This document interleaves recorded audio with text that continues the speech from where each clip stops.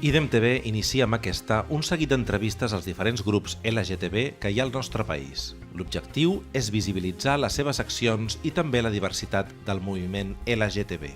En primer lloc, hem volgut entrevistar a Eugeni Rodríguez, un veterà activista LGTB, portaveu del Front d'Alliberament Gai de Catalunya, Associació LGTB de Ghana de l'Estat i de Catalunya, i impulsor de l'Observatori contra l'Homofòbia. Recentment s'ha presentat la darrera memòria de l'Observatori on s'analitzen les diferents denúncies rebudes per aquesta plataforma. En l'entrevista parlem amb l'Eugeni de l'informe, però també del FAC i la seva història i evolució i sobre en quin moment està la reivindicació i el moviment LGTB. Si donarem passes enrere en l'actual context polític i de si encara hi ha reivindicacions pendents. Una mica explicant-nos quan neix el FAC, quin és el valor històric que té el FAC i en quina situació actualment està i com veus actualment el moviment gai. Bueno, el FAC estem parlant de neix com a tal, com a Front d'Alliberament Gai de Catalunya, després de la mort del dictador Franco, és a dir, en el 75, i es conformaria com a tal al desembre de l'any 75, però sí que abans, en els darrers anys de la dictadura, en el 69, l'Armando Fluvià crea el MEL, que és el Movimiento Español de Liberación Homosexual, a la clandestinitat, amb un objectiu molt clar, que era abolir la llei de peligrositat social. Un cop la mort del dictador, els objectius del FAC serien un aquest, acabar amb aquesta llei de peligrositat social, i un altre, tindre per primer cop a la història entitat jurídica. Això s'aconsegueix en l'any 80, que és legalitzat el FAC per un Consell de Ministres. Aquesta llei, perquè es passa una idea... La llei de la peligrositat social què feia exactament? Va ser la successora de la llei de vagos y maleantes. Una mica era la dictadura franquista on va anar enquadrant l'homosexualitat, ¿no? Primero como malos y maleantes y després como peligrosos sociales, ¿no? Durant tota la dictadura la idea era reformar la conducta. Havia coses, ara ho podem parlar, que han passat tants anys, divertides, entre cometes, doncs com que tenien camps de reformatoris per gais, depenent si eren actius i passius. Ho dic una mica per veure quin era l'imaginari franquista feixista. Aquesta llei el que suposava era que ser homosexual un veí et podia denunciar, o sigui, era viure en la il·legalitat. Això es va treure en el 77, definitivament es va trigar una mica més i jo crec que realment vam poder dir que vivíem sense il·legalitat quan es va acabar de treure la llei d'escàndalo público, que era una llei que era com el comodín que tenien molts municipis per anar en contra de l'homosexualitat, i també les lleis militars, perquè hem de recordar que durant molts anys l'exèrcit era només d'homes, obligatori. Hi havia una directriu que deia que estaven prohibides les relacions dentro de la tropa. Jo crec que als 90, quan també l'OMS treu l'homosexualitat del llistat de malalties, tot i que inclou la disfòria de gènere, podem dir que l'homosexualitat i les persones homosexuals ja no tenen cap llei ni cap referent en contra, ni mèdic, ni que digui que és una il·legalitat o que és contra natura, el que no va suposar ni molt menys que no es continués dient. El FAC durant els primers anys, la qüestió fonamental és sortir al carrer. Jo crec que els lemes més importants va ser l'estima com vulguis, va ser un lema molt conciliador, un lema que va agradar molt i que molta gent ho va fer seu, el fet de poder manifestar, de viure la teva sexualitat com ets i sense tenir que demanar explicacions. Van ser molts, jo crec que el FAC ha estat amb tot aquest camí.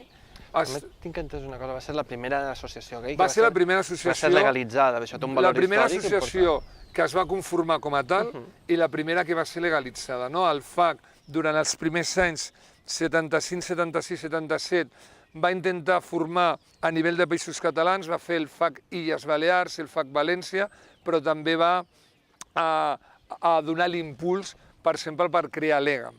no? Aleguen, i també durant els anys 80 i 90 va funcionar d'una forma bastant interessant la COFLE, que era la coordinadora de Frentes de Liberación Homosexual de l'Estat espanyol. No?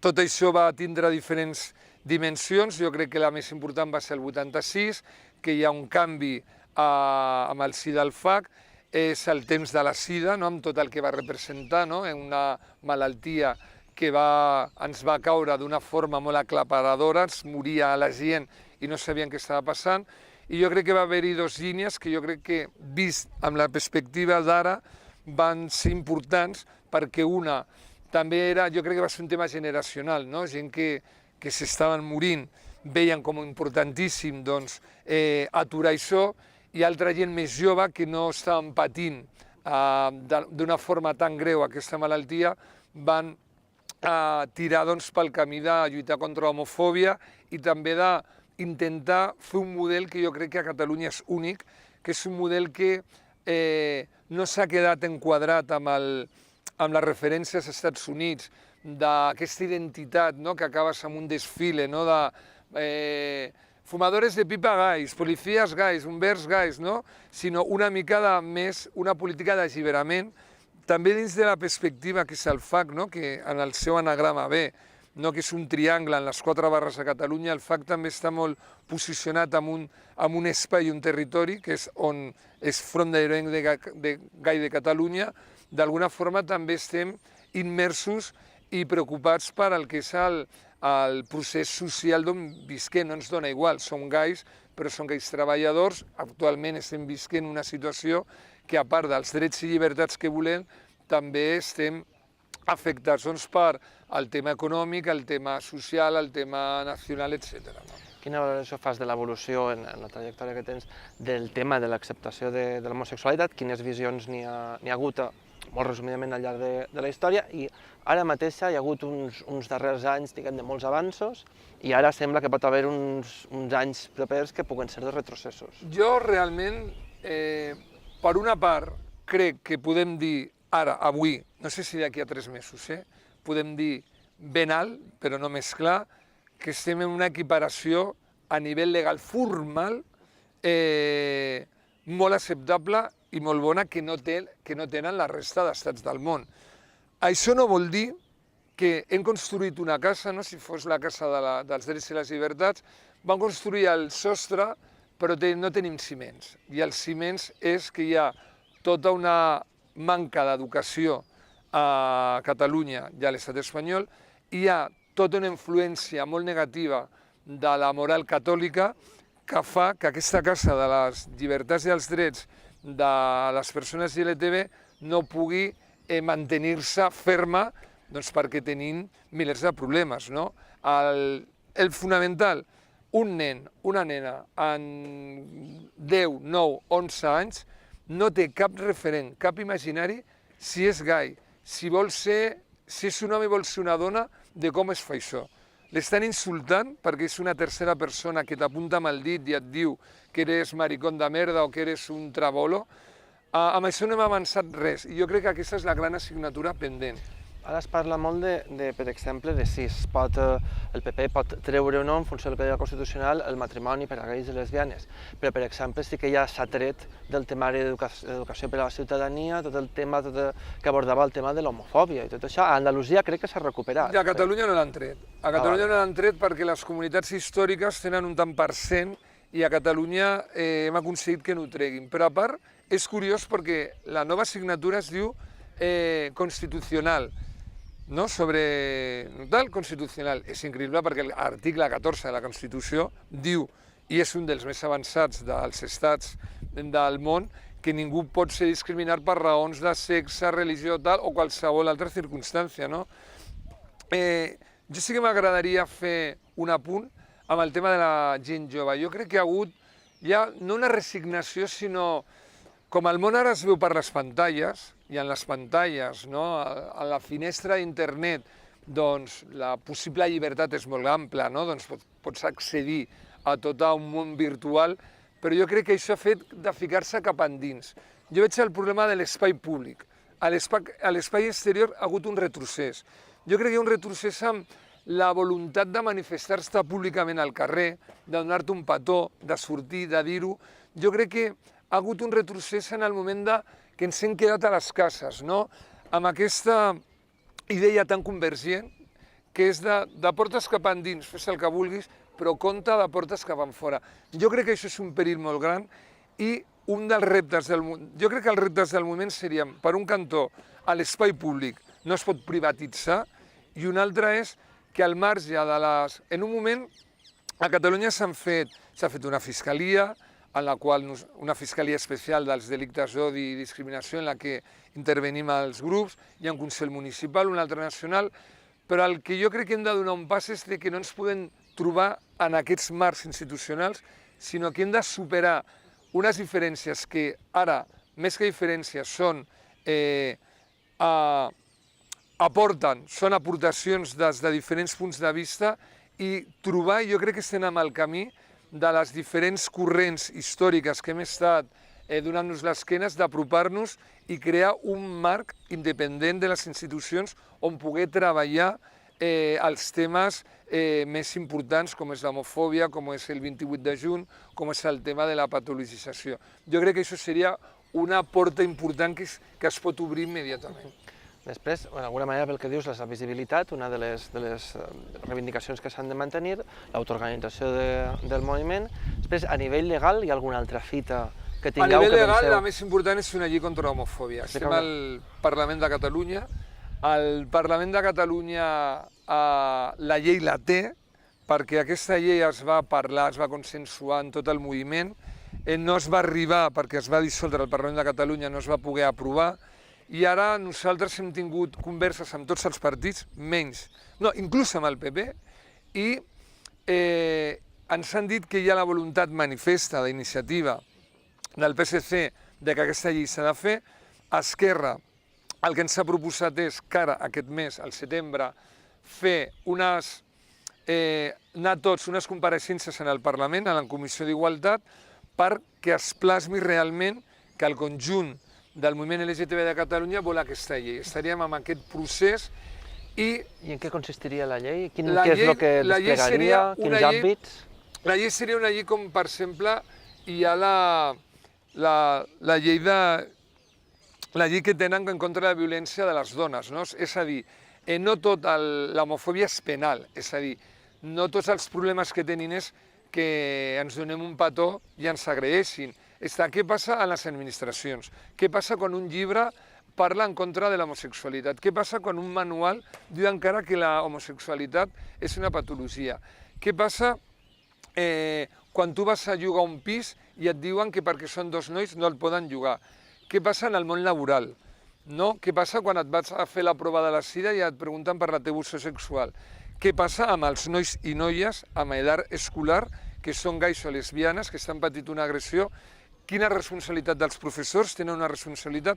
Tot això s'ha d'enquadrar, s'ha d'emmarcar, s'ha de legislar i s'han de donar les pautes tant en cas que Mira, per exemple, avui hi ha una directiva del Parlament Europeu que diu a tots els estats membres que la discriminació i agressió per raons d'opció sexual o d'identitat de gènere s'ha de considerar un delicte d'odi i discriminació i ha de ser una responsabilitat de l'Estat estar al costat de la víctima i trobar una solució. I aquesta llei el que hauria de fer és, al voltant d'ella, crear tots uns mecanismes a nivell d'universitats, a nivell de col·legis de metges, a nivell de col·legis de notaris, a nivell del registre, de veure com, si realment tenim una llei del matrimoni, fins ara, que el Constitucional no digui el contrari, que diu que tothom és igual i tothom es pot casar, d'alguna forma a l'escola, quan expliquen home-dona, que es poden casar, hauran de posar dos nois, dos noies. Una llei contra l'homofòbia donaria seria un referent únic al món, però també donaria un pes lo suficientment important per tenir un instrument on poder dir, escolta, això que m'estàs fent va en contra de la llei. Seria una regulació administrativa, perquè, com sabem, Catalunya no té potestat de legislar a nivell penal, però sí a nivell administratiu. I caldria que n'hi hagués, o bé, una agència que això lo gestionés a nivell del reglament que es faria, o un síndic de greuges especial per a aquesta temàtica, no? Si no tinc mal entès, aquest dimecres presenteu l'informe de l'Observatori contra l'Homofòbia. Explica'm una mica de què va l'informe i l'Observatori aquest quant de temps fa que funciona. Bueno, l'Observatori fa molts anys que funciona, ha anat passant per diferents fases, però et podria dir que els antecedents serien des del 88-89, que van instaurar l'Oficina Antidiscriminatòria del FAC.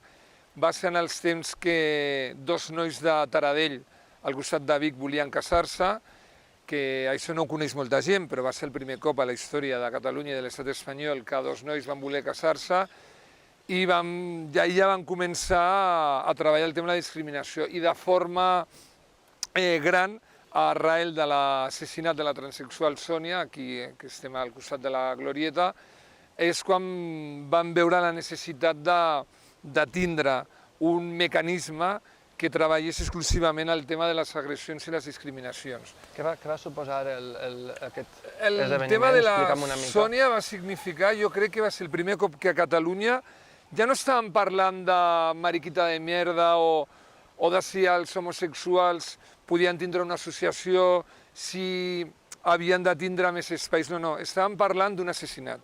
Estàvem parlant de l'extrem més gran de l'homofòbia, en aquest cas de la transfòbia, no? De que 4 xavals, 5, entren a un parc, 5 xavals de 17, 18 anys, i en plan divertiment acaben matant a la Sònia, però d'una forma tan espectacular, dic tan espectacular, de lo cruel, que el jutge que el van conèixer amb l'acte d'homenatge que fèiem als 20 anys, em va confessar que ell, quan va anar i va aixecar el cadàver, es pensava que era negre de la pallissa tan immensa que li van donar.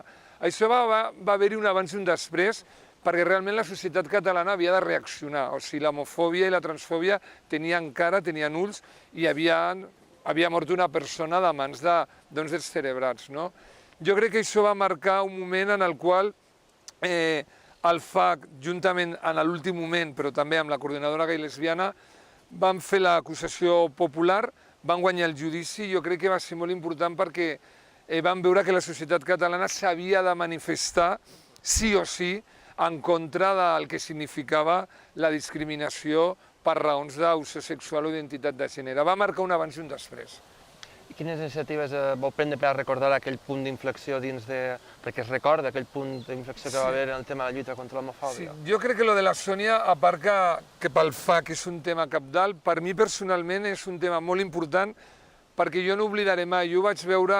Jo anava cap a casa amb l'Eduard del FAC i vaig veure a les Rambles, sempre mirava els diaris, era de matinada, vaig veure a La Vanguardia, primera plana, que s'havien trobat assassinant una transsexual negra. M'ha impactat tant que és un tema que no oblidaré mai, no? Jo crec que amb això el FAC, i en concret jo també personalment, és un tema que no puc oblidar. Han passat 20 anys i el FAC sempre hem tingut molt present de recordar, no? Perquè d'alguna forma, mentre recordes a la Sònia, no la deixes en vida, no? I bueno, hem fet milers d'iniciatives, no? La més important per mi és la placa. És el primer símbol que tenim catalogat amb l'espai públic com a memòria històrica LGTB. Va ser aquesta placa que recorda que aquí va ser assassinada. I ara, aquest any, el que voldríem és que la glorieta, aquesta glorieta, es digués glorieta de la transsexual Sònia, no? Penseu que es podrà aconseguir? Sí, es podrà aconseguir. Jo crec que l'hem fet amb Iniciativa per Catalunya, l'hem demanat que com a grup municipal ho demani, i hi ha un tema, o sigui, com és una glorieta que no hi ha el nom en cap cantonada, el nomenclàtor, en teoria, no s'ha de canviar, senzillament es diu glorieta dels músics, és canviar-la per glorieta de la transsexual Sònia. En tot cas, per nosaltres, a partir del 6 d'octubre serà la glorieta de la transsexual Sònia, o sigui, si no farem la política de fets consumats. Però bueno, jo espero que l'equip de govern, en aquest cas en mans de Convergència, tingui l'ètica i la decència de no oposar-se a aquesta iniciativa. I des d'aquell moment, quins van ser, diguem, els canvis que hi havia en tot el tema de la la lluita contra l'homofòbia, va haver més consciència, va sorgir l'Observatori, l'Oficina Antidiscriminatòria... Sí, lo de la Sònia la van assassinar el 91, el judici va ser el 93, van ser 2 anys que van fer moltíssimes coses. Fèiem els carnavals antifeixistes, vam agafar signatures, vam parlar moltíssim i també en els darrers anys el tema de la Sònia també ha estat com un símbol a nivell de reportatges, de documentals. Amb el tema de l'Observatori, que com a tal es va formar en el 2000, jo crec que ha agafat una entitat pròpia, som l'única entitat no governamental que treballa aquest tema i que fem un informe amb el qual no només parlem de les agressions i discriminacions que puguin tindre una afectació penal, que això, per exemple, hi ha una memòria de la Fiscalia, una memòria dels Mossos, sinó que és qualsevol acció que nosaltres considerem que ha estat homofòbia o transfòbia. És a dir, nosaltres, si un gai ha tingut un problema, no perquè sigui gai el considerem homofòbia, sinó si qualsevol manifestació o qualsevol acció d'una persona per manifestar-se com a tal té un problema, nosaltres el considerem una denúncia. I també treballem una mica d'ofici, no? Si observem que qualsevol administració pública hi ha algun dèficit o hi ha alguna estructura que està mantenint comportaments homòfobs, per posar un exemple, a la profilaxis, exposició, doncs havien detectat que no se l'estava donant a tothom. El tema, per exemple, declaracions de polítics com el Duran i Lleida,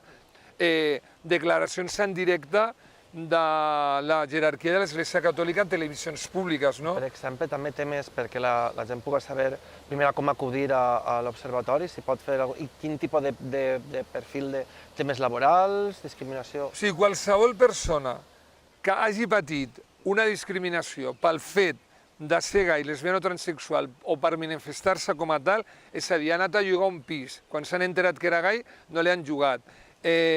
Ha anat al Corte Inglés i ha vist un llibre que parla en contra de l'homosexualitat. Ha anat al seu metge de capçalera i quan estava parlant de la seva sexualitat i l'ha dit que és gai han començat els problemes. És a dir, qualsevol indici d'homofòbia, transfòbia, el pot fer de la forma més fàcil del món. A Observatori contra l'homofòbia.org o al Facebook Observatori contra l'homofòbia i a l'aplicació per fer la denúncia de la forma més anònima possible, sempre s'han de donar unes dades i nosaltres hem de comprovar que el que ens està dient realment és homofòbia, no? Fent les comprovacions adients, salvo quan és una agressió, perquè quan és una agressió el que no farem és parlar amb l'agressor, no?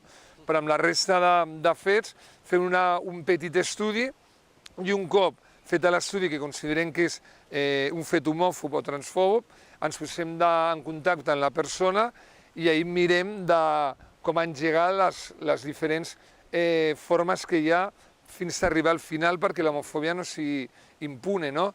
El judici, la denúncia als mitjans de comunicació, la conversa amb l'altra part. O sigui, una mica l'ideari de l'Observatori és que qualsevol fet en contra de les nostres llibertats i els nostres drets, de les persones lesbianes, gais, bisexuals i transexuals, no quedi impune ni sigui gratis. El que no podem fer és evitar que passi, no? Però sí que un cop que ha passat que els responsables rectifiquin i sobretot també fer recomanacions per, amb tot el que veiem, d'alguna forma generar polítiques de prevenció de l'homofòbia. I quins són els resultats o les conclusions d'aquest any i si hi ha hagut alguna evolució des del principi de l'Observatori, alguna evolució en el tipus de denúncia, algunes que es produeixen més, menys... Mira, aquest any, per primer cop, han baixat les denúncies que serien agressions físiques, o sigui, les agressions que ens donen quan estàs en el cruising, quan estàs al carrer, aquestes han baixat significativament, han baixat un 8,5% per primer cop, sempre eren les majoritàries. Jo crec que és també una mica la por per les polítiques que hi ha ara, no? De tenir un govern a nivell estatal conservador, a Catalunya també. Jo crec que hi ha una por a l'espai públic, que és un tema que hauríem de debatre i de parlar molt. En qualsevol cosa han baixat, però sí que han pujat la resta, sobretot internet.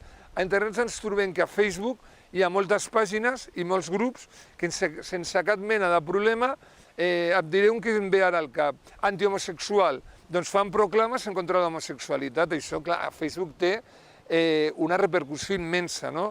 Quines recomanacions hem fet? Demanem a Facebook que tingui mecanismes claríssims per aturar aquestes pàgines. És a dir, no cal fer tot el que demana Facebook d'estudi. Si una pàgina atenta contra la Declaració Universal dels Drets Humans o, en aquest cas, contra la legislació del país on està passant, aquesta pàgina s'hauria d'anul·lar immediatament. Amb el tema, per exemple, del Twitter és molt complicat. Ens hem trobat en grups, amb Twitters, que fan realment una apologia constant, minut a minut, en contra de gais i lesbianes, no? I amb Twitter és molt difícil aturar aquestes pàgines, no? D'alguna forma la homofòbia s'ha diversificat en noves formes i sobretot jo crec que la part també més feble són els adolescents gais. Avui llegia un informe de la FEL, de la Federació Estatal de Gais i Lesbianes i Bisexuals, que deia que el 45% dels nois i noies que pateixen bullying a l'escola han pensat en suïcidar-se. Jo crec que és la major i la més terrible de les homofòbies i de les tortures que existeixen a l'estat espanyol i a Catalunya i que ningú està fent res i tothom mira cap a un altre cantó. Jo crec que per això nosaltres demanem aquesta llei, demanem una llei contra l'homofòbia, perquè realment calen instruments legals per aturar i també per donar directrius amb tot el que està passant amb les nostres llibertats i drets. Hi ha alguna altra conclusió que destacaries de lo que és l'informe o alguna altra... Nosaltres, una altra seria la necessitat d'una llei contra l'homofòbia, perquè durant totes les memòries parlaven un protocol pel tema de la seguretat privada, un protocol per l'educació, un protocol per la sanitat pel tema del que està passant amb les persones seropositives en el món de la feina, creient que ja no hem de demanar més protocols, sinó que necessitem una eina global específica que tracti tot el que estem parlant, que seria aquesta llei, que no seria exclusivament penal, sinó que agafaria diferents temes privats i públics, i per nosaltres és urgent i necessari que n'hi hagi una voluntat política per poder posar fre a aquesta homofòbia.